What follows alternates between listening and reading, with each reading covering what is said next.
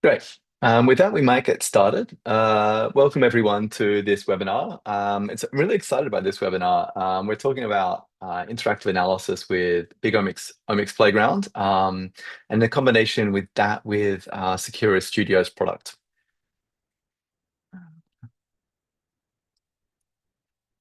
Great. So for today's webinar, where we have myself, obviously, and I have the pleasure of being joined by Axel Martinelli, who is the head of biology at BigOmics Analytics. And given the audience today, I expect that a lot of the people here in the webinar watching will come from a bench biology background. And I think it's worth noting that both Axel and myself do also come from bench biology backgrounds. Granted, we've both done a lot of computational work, but our first experience with science was definitely at the bench doing molecular biology and genetics. So some quick housekeeping before we begin. All questions should be submitted in the Q&A box inside of Zoom, and we'll please drop those questions in at any time. We're going to go over those questions at the end. So if there are any things that you want a little bit more information about or things that are a little bit unclear, feel free to drop those in the Q&A box. And lastly, we'll be sharing the webinar recording by email a couple of days after the webinar closes. So what are we going to get through today? I'm going to give a quick overview of Seqera for those that are new to us. I'm going to give an overview of the Studios product in the Seqera platform, and then I'm going to pass it to Axel, who's going to give us an overview of the Omics Playground, including a demo. And then lastly, we'll wrap up with those Q&A and cover any questions you have dropped into that Q&A box. So who is Seqera? A little bit about Seqera. So Nextflow is really important to Seqera's ancestry. The Seqera is an organization that was founded by the co-founders and the co-creators of Nextflow, Paolo and Evan. Nextflow was created in 2013. It's now more than a decade of open source success. And Seqera, the commercial organization, was created to supply products and services around Nextflow in that sort of computational biology ecosystem. So Nextflow alone is a really powerful tool for writing and running analyses and pipelines. But there's so much more to research organizations that need to accomplish this. Their research at scale. You need to manage things like compute infrastructure. The analysis needs to be reproducible. You need to collaborate on the development of pipelines, securely share the workflow results with your colleagues. And this is really why Seqera was founded, to create this commercial offering, the Seqera Platform, to meet those needs. Additionally, in parallel, the independent NF Core open source community was established in 2017 to define pipeline development best practices and standards. It's worth noting that although we work really closely with the NF Core, we then support them. They're an independent, an open source, an open community. So at Seqera, our mission is really to advance science for everyone through software, to provide scientists with the very best tools and the resources and the world-class software to move their own research discoveries forward. And we try to do this by through the lens of three core pillars. Firstly, to build. Scientists and bioinformaticians need to easily build and develop their analyses. This is an investment in scientific software. Next, to validate, we need to infuse those standards and best practice, infuse that work with standards and best practices so the science is findable, accessible, interoperable, and very importantly, reproducible. Finally, scale. We need to be able to run the analysis on infrastructure that can handle both small scale analysis, so moving quickly and exploring new ideas, all the way through to large scale compute. Okay, so I'm going to talk a little bit about studios. Obviously, Nextflow is the pipelines component for reproducible analyses. And workflows are great. They allow us to do a great deal of work without really touching or worrying about too much about the data. That's great, but of course, it has its limits. We would like to be able to get a little bit, there are times when you're going to want to get a little bit closer to the data, to write a report, to publish a paper, to get some figures together. And this is really where Studios comes in. So I'm going to jump across to the Seqera platform here. And this is a workspace that I've created. I've created a fake organization called Pangen Research Labs. And let's say we're doing some hematology, some sort of cancer work. Now, I've run a couple of little pipelines here. I've run a little Hello World pipeline, and then I ran a couple of pipelines to gather and analyze some data. The first pipeline I ran was the Fetch NGS pipeline, which took a sample sheet with some sample IDs. These are going to get pulled from SRA and dumped into my own S3 bucket, ready for analyses. analysis. The second pipeline I ran was the NF-core RNA-Seq pipeline. I'm going to jump in and look at that pipeline. And that ran things like HiStat2, SAM tools for alignment. Inside of the run here, I can look at the reports tab and I can see things like the multi-QC report, some QC reports rather. This is just some PCA plots, the multi-QC report, which does some summarization of the run. And this is extraordinarily useful, but not quite interactive enough. This is a great way to double check that everything has worked as we expect. We can see like alignment rates, duplication rates, and everything looks okay. But at some point, we're going to want our hands on the analyses. And that's where these studios come in. So studios are a way of launching interactive analysis inside of the Seqera platform. And those analyses can come in a couple of different types. If I add a new studio here, I can select the compute and the data I want to mount. And this mounted data is data in object storage on S3. So those pipelines I ran earlier were writing data directly to S3 so that it can be shared and viewable by the rest of the team. And that data on S3 is accessible inside of these studios as if it was a native file system. So if I have my R scripts or my Python scripts or Ruby or whatever that work on local data, that data and object storage will be accessible to those scripts inside of these studios. So these studios, Seqera provides a number of templates. So you can launch things like Jupyter Notebooks, RStudio, like an R IDE, things like VS Code, an X11 desktop environment for doing things like running IGV. But so if one of those templates is sufficient, fantastic. We also provide the option to provide pre-built container images. So if one of those templates isn't great, you can create your own applications and provide the pre-built container image here and have your team spin up reproducible analyses using that custom application. And one of the custom applications that is getting a lot of support is this BigOmics Omics Playground. We'll show you how to launch that in a second. So I have two studios here. The first studio I started was this exploratory R IDE. So this is the studio running now. You can see this is running on cloud.seqera.io. And I can read files from what looks like a local file system. And this is actually a path on object storage into the studio, do the sort of data munging to create new sample sheets and new analyses. So this is just a really small little application.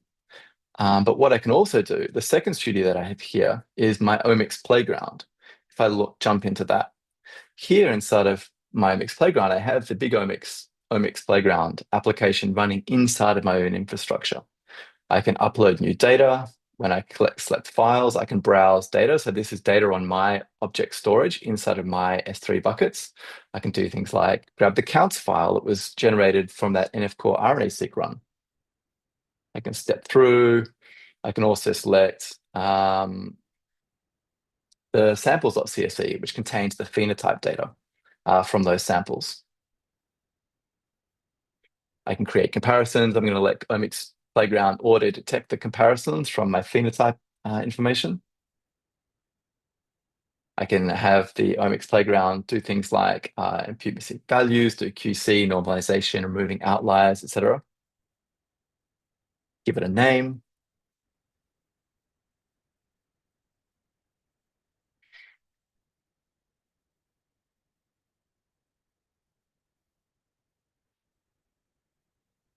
And now Omics Playground is going to go away and compute the data. Now, I'm going to let Axel talk about the details of the Omics Playground, given that he is definitely the expert there. But I just wanted to show you how easy it is to move from an NF-core, like an Nextflow pipeline running on data pulled from SRA onto my S3, then analysis of that data on S3 with another Nextflow pipeline, and then ingesting that seamlessly into a studio, either something like an R IDE, a VS Code, Jupyter Notebook, or even these fully fledged applications like the Omics Playground.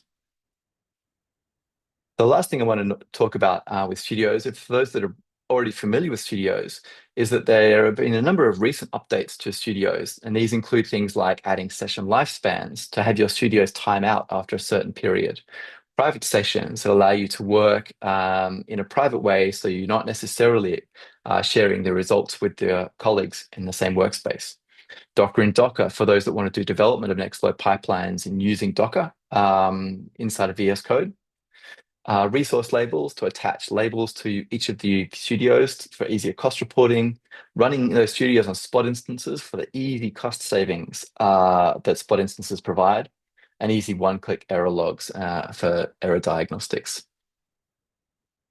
Okay, I'm going to throw now to Axel, who's going to give us an overview and rundown of actually what it looks like to interact with data inside of the BigOmics Playground. Yes, thank you, Rob. So I'm Axel Martinelli, and I'm the head of biology at BigOmics Analytics. BigOmics Analytics is a Swiss company that was started roughly 6 years ago with a very specific purpose, that of not just speeding up the rate of discovery of the results that you can gain from omics data analysis, but also democratizing omics analysis. And what we mean with democratizing, basically making all this kind of data accessible even to people without any bioinformatics skills. So as you can see, we have different principles, and the ones that I always like to emphasize more is the fact that we have not only easy to use, but also highly interactive solution, where you can actually play with all the plots available and modify them according to your needs. Other advantages, of course, are that it can act as a repository for most of your omics data sets. And I should mention that our platform supports not only transcriptomics data, but also proteomics data, single cell, and we recently also added metabolomics and multiomics data support. Now, for this presentation, I'm going to focus mostly on single omics analysis. And just to give you an idea of the features that we cover, of course, we cover some of the most basic analysis that you would expect. So you have, your PCA and TSNE plots, your heat maps, your comparative analysis, differential expression. But we decided to push the envelope a bit further by also adding some more advanced features, such as cell type identification for single cell, access to the L1000 drug connectivity map, as well as biomarker discovery, gene network analysis, and as I mentioned, multiomics analysis. So what I'm going to do now is quickly switch to the platform itself. So you saw already the homepage that Rob showed you. And the nice thing is here how you can connect from the Seqera Studio into the platform seamlessly and take care of the data input side. And as a biologist, especially focus on what's more important to you, which is the visualization and interpretation of your data set. So in our platform, we have 6 main topic areas that you can explore. We have data view, which is more about providing insights about individual genes or proteins.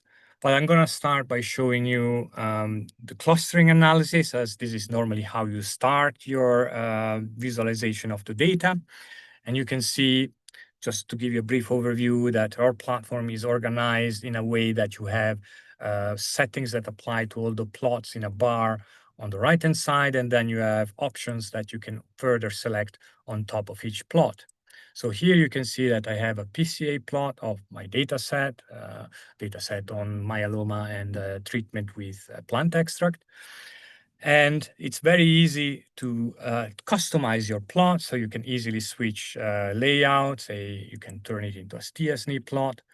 You can add further visualizations, for example, changing the shape of your samples by adding a second phenotype, such as glucocorticoid phenotype. So now you have 2 different shapes. It's very easy also to show a label at the bottom that will provide you with a legend of the different combinations. And for larger data sets, such as single cell, you can also easily convert your plots, your PCA plots or TSNE plots into interactive 3D plots. The same we could apply also to the heat map visualization. So here I'm showing you the static heat map. We also have a dynamic heat map where you can mouse over. And this is the default heat map that you will get from your data. But again, you can customize it by changing, say, the top mode through which the heat map is generated. You can also split the heat map, crucially, by phenotypes, which allows you to really focus on a particular phenotype that you want to look at rather than having to go through all the various combinations. So, for example, here, I can ask the platform to show me the differences between the combinations of treatment and phenotype. And you will see that now I will get 4 blocks of corresponding to each one of the treatment or condition groups that show exactly the differences between sensitive and resistance or treated and untreated. But the real power of the platform doesn't just come from its interactivity and the relative ease to use. It also comes from all the databases that we incorporated in the platform. So for example, you can see that we can do a functional annotation of the gene modules of the heat map. But this gene annotation is actually based on multiple databases. And here you can see I have hallmark collection now as a default, but I can easily switch to Go terms. And on top of these 2 very popular databases, we also have some more obscure ones, such as aging specifics, COVID specifics. We also have drug-related and transcription factors, viruses, and so on. So in total, we cover more than 50,000 gene sets and pathways that you can query for your analysis. And on top of that, you can also customize the gene sets that you visualize by adding extra ones when at the input stage. And one thing that I always like to show is that we can provide you with an overview across all these 50,000 gene sets and pathways, rather than just having to scroll through each one individually through this gene set UMAP, where we show you straight away clustering of the gene sets based on expression across all your samples, and then identify on these plots hotspots of variation, such as this tail that you see here. And then by looking at the different combinations of conditions that you have in your data, you can clearly associate this tail here with up and down regulation across, in this case, untreated and treated groups. So then moving to the plot on the left-hand side, you can just highlight the very tip, and the platform in the table below will show you all the different gene sets and pathways that in this case are upregulated in treated samples and downregulated in untreated samples. And you can clearly see that the platform using the drug database identifies a lot of drugs that share a similarity with the compound that was used in this study. And in fact, you can see even the compound itself in the list. So this is really a very visual way to provide you an overview of the data. Of course, as I mentioned, our platform can perform basic analysis such as differential expression analysis. You will find here your standard volcano and MA plots. And if you select a specific gene or protein, you will be able to isolate it in the volcano and MA plot, as well as getting some more detailed visualization in the pairwise comparison you're looking at, as well as across all the pairwise comparisons you have in your data. You will also find all the different pathways and gene sets that contain this gene. And if you highlight one of those, you will be able then to see all the genes that are included in this particular pathway or gene set, and you will be able to visualize them in your volcano and the MA plots. We can also do, as I mentioned at the beginning, biomarker discovery. So this is just a quick example. We can generate these decision trees. We have the top 8 potential biomarkers that show you the different expression profiles that can allow you to distinguish between, in this case, these 4 different groups. But perhaps from a methodological point of view, this is the most important plots, as it shows you how we get to the answer. And you can see that we are not content with just relying on a single method. Rather, we combine 6 machine learning approaches as well as 2 statistical approaches to provide a cumulative variable importance score, where we basically just rank each of the individual biomarkers based on the rank that they have in each of the individual approaches. So in this case, you would get a maximum of 8, and you can see that ECHOC protein A6 shows a rank of about 7. So it means that basically 7 out of the 8 approaches identified as the most relevant biomarker.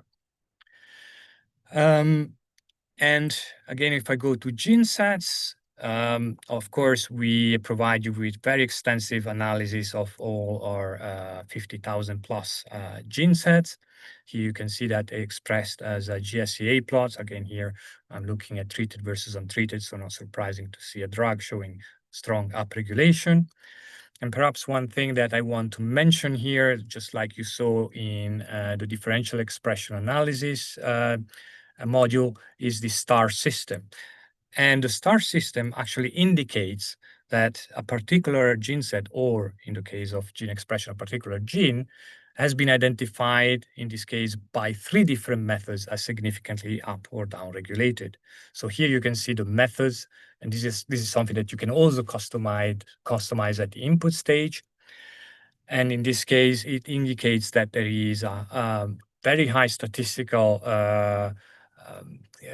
confidence in the reliability of this hit in the platform. As you know, it's very unlikely that all 3 of them will generate a false positive for this particular hit.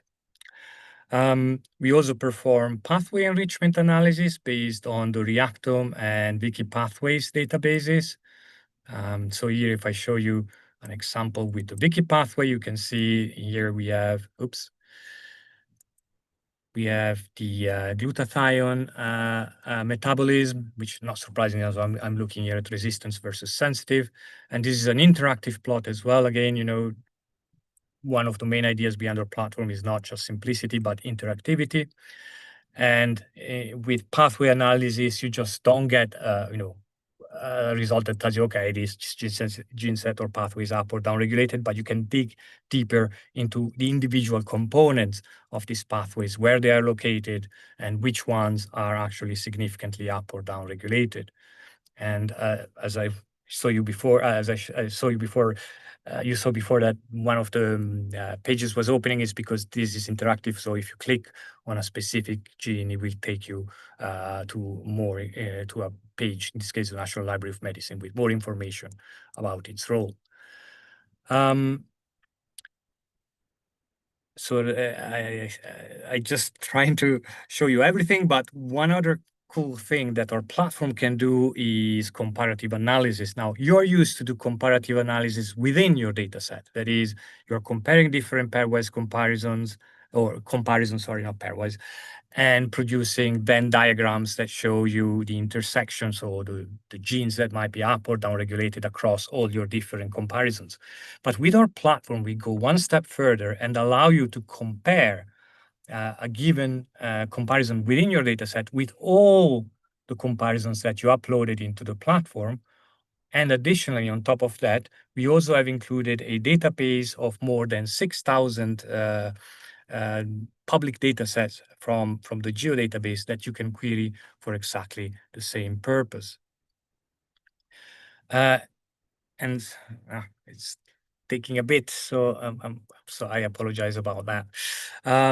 But once you have identified an interesting data set, so here it's showing me, in this case, the correlation with my previous experiment. So you can see that the first matches us with the experiment itself, so the different combinations that I have.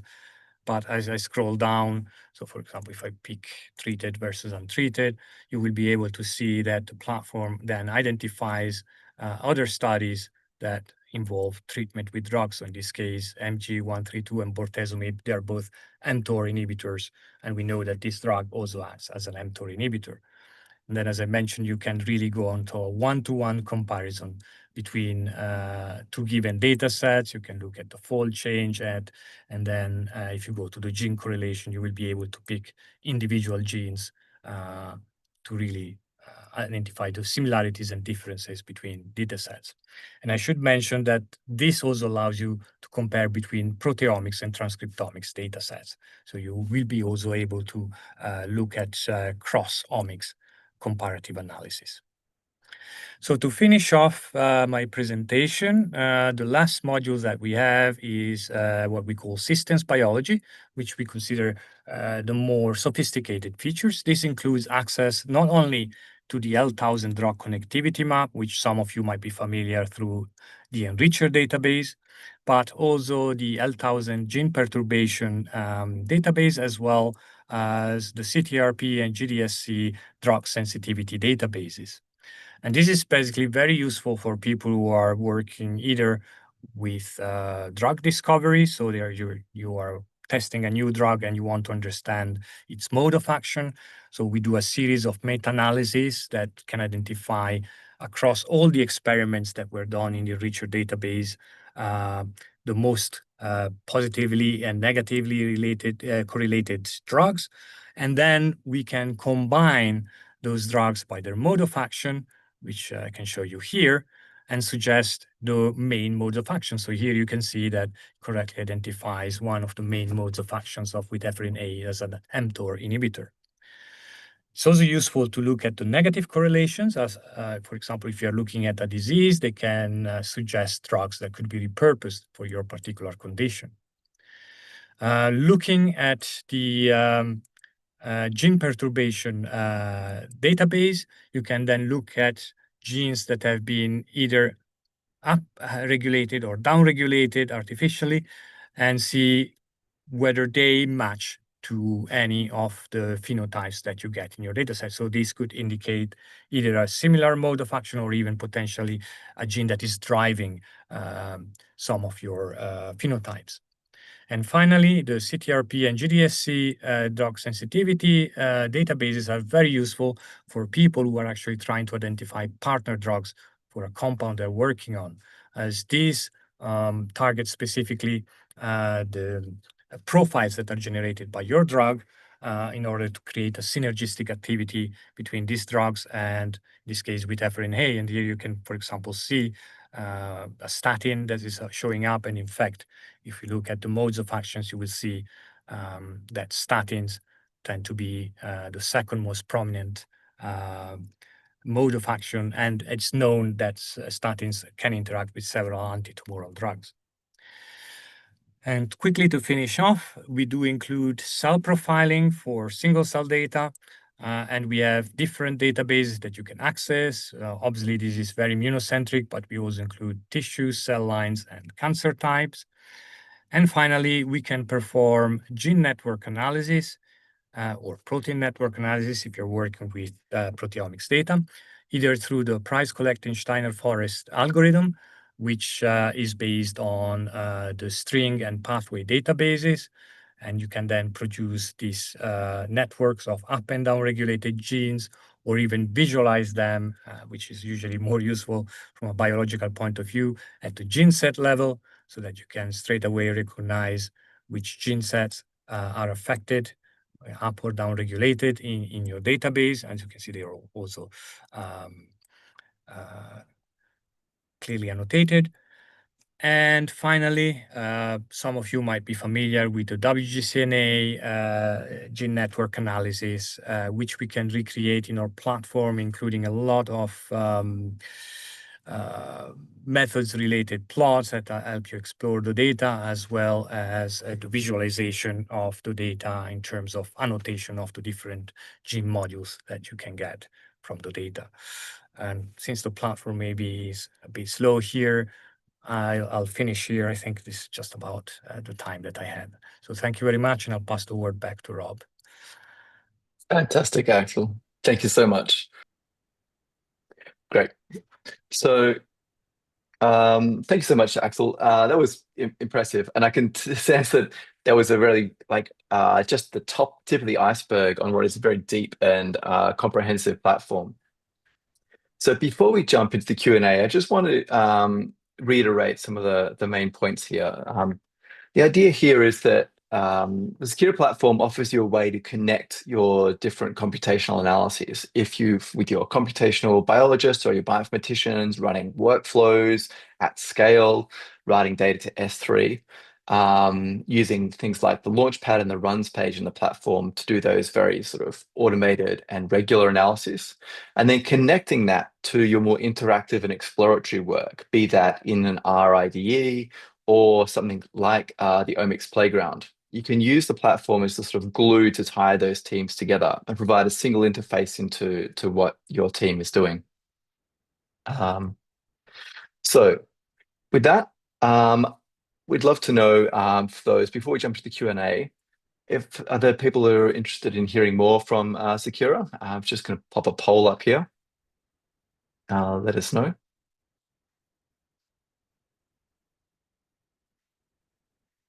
And I'd also like to note that we have a blog post that was published today, all about describing the sort of analyses and the workflow that Axel and I have outlined here. We're going to pop the link in the chat here. Fantastic. And there's also a link there for requesting a guided tour. If you're interested in sitting down with myself or someone from the Seqera team and a guided tour of the platform, including studios, feel free to sign up for a link there, for a tour there. Great. So we have some Q&A questions and some great questions here that I'm going to pose to Alex. The first question for Alex is the BigOmics Playground compatible with a predefined set of species, or is it open to any species? So that's a good question. We have support currently for 600 species, but now you can also add your custom species in the platform. If you also provide a gene set collection as a GMT file, you will be able to access all the full functionalities of the platform, even with a new bacterium that you just discovered. Yeah, fantastic. As someone who spent a lot of time in non-model organisms, I always love it when platforms provide support for the non-human species. And a question that I might take actually from Steve: can data be mounted from locations other than S3 for use in Studio, for example, from a university server? It's a great question, Steve. At the moment, the sort of data sections of the platform, including things like the Data Explorer, is a cross-platform object storage browser. So it'll work with things like S3, Azure Blob Storage, GCP Blob Storage, but we are currently not yet supporting things like networked file systems or file systems on remote machines. And that's because it's a slightly more difficult challenge to get data from those remote servers, because it would require things like SSHing into the machine, mounting file systems, whereas object storage often comes with S3 compatible APIs, which enables a really easy way to sort of preview, browse, move through the data on object storage. So for the moment, the data would need to be provided via an S3 compatible API or an Azure or GCP. A question for you, Alex. Could we have access to the variables like specific proteins/genes behind the PC1 and PC2 when you're looking at PC analysis? Yes, you can, because you can download the data on most of our plots that you see. You can download the raw data that went into producing the plots. That's fantastic. So that offers another sort of interesting interaction with the Seqera platform. So you might imagine doing some work inside of the Omics Playground and then passing it back for exploration inside of an RIDE or inside of a Jupyter notebook. So you can move back and forth between these like highly customizable, open-ended analysis types, and then the deep analysis, deep automated analysis that something like Omics Playground can provide. So no matter what level of that stack you're interested in doing, something super customizable or something very quick and easy, you've got an answer there. Shelley asks, for the BigOmics Playground, is there reference data curated for non-model organisms? Oh, actually, we've sort of answered that question already. Is there an option to upload your own reference data? The answer is yes. Awesome. A question again for you, Axel. Is the BigOmics Playground for differential expression analysis or biomarker analysis? Are these run through the Studio instance, or are they done on Seqera and imported to the Playground? Actually, I could probably take that one. Yeah. So in my example, I did a couple of steps here. I ran a couple of Nextflow pipelines to take to grab the raw FASTQ files and then take those FASTQ files, turn them into counts files. The BigOmics Playground is actually doing the differential analysis for me. So that's running, that differential analysis is running inside of the Studio instance. And it's worth noting that there are two different ways of running the BigOmics like Omics Playground here. The first is what I'm highlighting here via Studio running inside a Seqera Platform, which gives us these nice interactivity and the passing data back and forth between pipelines and on object storage and the Omics Playground. But of course, you can also, BigOmics does provide their own instance of Omics Playground hosted separately. So you can use that. If the Omics Playground is running inside of Studio, all of that differential analysis is running inside of the Studio on your infrastructure. If you're using the hosted BigOmics, the Big Omics Playground hosted by BigOmics, that's running on their servers. But of course, if you want, you can also always boot up an RStudio if you have something very specific, some specific differential abundance you'd like to run. That can be done inside of an RIDE. But it's hard to beat how far you can get in a couple of minutes on the Omics Playground. Anastasia asks, maybe I missed this from the beginning. How does the BigOmics platform choose scaling and filtering parameters depending on the type of data before starting analysis? So for example, proteomics, transcriptomics, and metabolomics. So Axel, can you give us a little bit of information about how scaling parameters are chosen? Yes. Or filtering? I can maybe show you quickly. Yeah. So when you go to the data input stage, you will actually be able to select, based on the type of data you're working with, different parameters for normalization of your data, for batch correction. There will also be there will also be imputation of missing values for proteomics data. And you will also have access to tests for differential gene or protein expression and gene set or protein set enrichment analysis based specifically on the type of data you're working with. So whether you select RNA-Seq, microarray, proteomics, single cell data, you will see different tests showing up. And I didn't talk a lot about multiomics. It's currently in beta, but that does actually the job of combining different types of omics data into insights rather than just you looking at each one of them individually. So just wanted to throw that out. Great.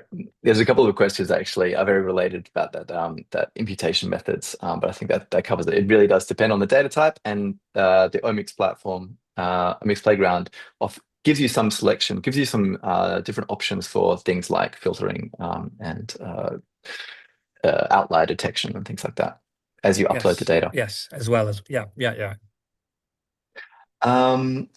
Nicole asks, can I upload expression data, for example, already analyzed with your p-values already done to Omics Playground, or do you have to go through the omics analysis? So that's a good point. So although you will still need the input data, the original raw input data, if you do, say, some analysis using one of the approaches that is not your platform, say basic, you can actually load the statistical data, so the log-fold changes and the p-values or FDR values as a separate input at the last stage, at the compute stage. Sorry, I'm not going to go through all this because it takes me a bit to go through all the several steps, but there is an option where you can add your own analysis in terms of log-fold change and Q values. Great, plenty of flexibility there. And the last question, I think a really interesting question from Shelley, which I'll take. So related to the two different ways of running BigOmics Playground, when would you use Seqera and BigOmics versus exclusively BigOmics? Is it more seamless if you do the upstream and downstream analysis on Seqera? So Shelley, you've sort of anticipated my answer to the question there. And I would suggest that if you have large teams where I think the advantage to combining the Omics Playground with Seqera Platform is really if you are doing things in a larger team where you want to sort of combine both like next flow analyses with these interactive analyses in studios. I think one of the greatest challenges in computational work is just keeping track of where the data is. And certainly you can move data around. You can run an Xflow pipeline on your laptop and then have a CSV that's on your laptop and then upload it to the Omics Playground. But every time you start moving data around, I suggest that there's a risk that things become very difficult or slowly, but incrementally more difficult to keep track of. So for example, if you have CSVs that are divided across different places, it's hard to know where those CSVs came from. Like the lineage and the sort of the reproducibility of those analyses slowly erodes away when you start moving data around. I suggest that one of the advantages to using something like the Seqera platform is this sort of single pane of glass and a unified view into how the results were generated, where the data lives, and the options for providing interactive analysis. You might also choose something like Seqera Platform if you, for example, have a computational team that can spin up studios on behalf of your bench biologists. So you can provide a studio that has BigOmics, that already has all the correct paths mounted, and maybe combine that with some custom applications or some custom QMD like Quattro notebooks or Jupyter notebooks to sort of complement those analyses. So you can sort of curate an experience. The computational team can curate an experience and analyses that allow bench biologists to jump in and more quickly get to the work they're interested in. But great questions. I think that is probably all that we have time for. I really want to thank you for your attention and your excellent questions. Of course, if you have any follow-up questions or things come to you, please don't hesitate to reach out to myself or Axel via the links provided in the chat. And we look forward to seeing you at a future Seqera webinar. Thanks very much. Thank you. Thanks, Axel. All right, thank you.